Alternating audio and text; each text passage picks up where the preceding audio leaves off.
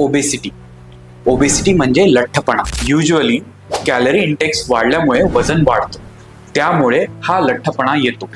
वजन वाढल्यामुळे आपल्याला श्वास घ्यायला पण त्रास होऊ शकतो, जसे की ऑब्स्ट्रक्टिव्ह स्लीप ॲपनिया. हे ओबेसिटीमुळे होतं.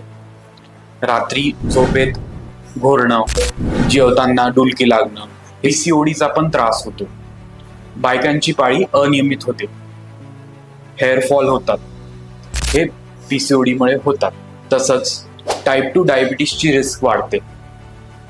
लठ्ठपणामुळे कार्डिओव्हॅस्क्युलर आणि स्ट्रोक हे 2 मोठे कॉम्प्लिकेशन्स होऊ शकतात. हे कमी करण्यासाठी वेट कमी करणे हे महत्त्वाचे आहे.